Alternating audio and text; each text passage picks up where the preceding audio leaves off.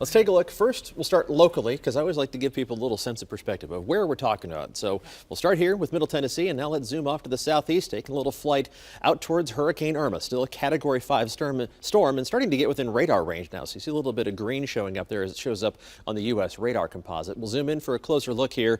This is Puerto Rico. These are the U.S. Virgin Islands. That eye of the storm moving through the U.S. Virgin Islands right now. That heart of the storm, the eye, is going to pass just to the north of the island of Puerto Rico over the next about 6-7 hours or so. Maximum sustained winds 185 miles an hour. Now that's right around the center of the storm. It weakens as you get farther away from the center, but the gusts up to 225 miles an hour, right in the strongest part of that hurricane.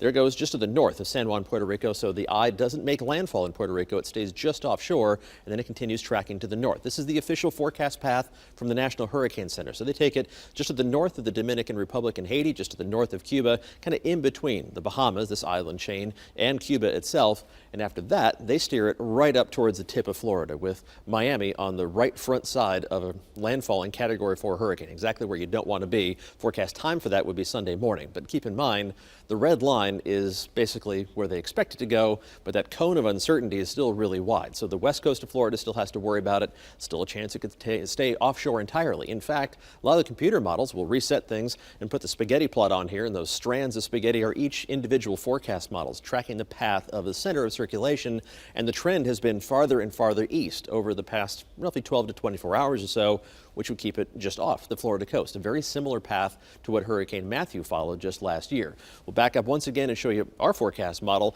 and this one picks up very easily on that eye, the center of circulation going just to the north of Puerto Rico, but this particular model keeps it even farther to the north, so right through the Bahamas, which is terrible news for those folks.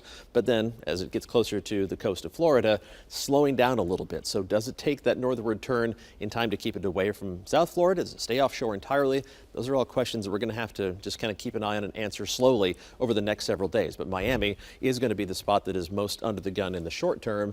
But the Carolinas have to keep an eye on this because it takes that northern sharp turn a little bit faster. It's not going to make landfall until it gets that far up the shore. Looking outside, this is a live view from San Juan, Puerto Rico right now. The camera's really been shaking around a lot. In fact, I think we lost the feed. This is a frozen image because maybe the power went out, and at least temporarily. That's going to be a major issue because they're going to get winds probably at least 100 miles an hour onshore there, even though the strongest winds are going to stay just offshore. Around here, it's wonderful outside. Temperatures are in the low 70s, even a few spots in the upper 60s. 71 degrees right now in Nashville. Look at all these spots still in the mid to upper 60s. A little more cloud cover still in southeastern Middle Tennessee. As that moves off, though, you should warm up to at least around 70 degrees. We'll warm up to around 75 degrees in Nashville. So a few clouds, but feeling very much like fall. So autumnal, one of my favorite words to use this time of year. Winds out of the northwest at 10 to 15 miles an hour, calming down as we head through the evening, down to 63 degrees already by 8 o'clock. The winds relax. Those clear skies overhead, dry air, and this very Canadian air mass going to allow us to drop down to a near record low temperature. We're forecasting a low of 50 degrees early tomorrow morning. That's only 1 degree above tomorrow morning's record low temperature of 49, which was set back in 1988. So we'll be able to keep an eye on that for you locally, but no problems with our weather all the way through the weekend. And just a slight rain chance early next week. Kind of depends on what the remnants of Irma at that point will do as they move through the United States, or at least near the United States. So we'll keep you posted on that here on Channel 4 and on the iHeart radio stations.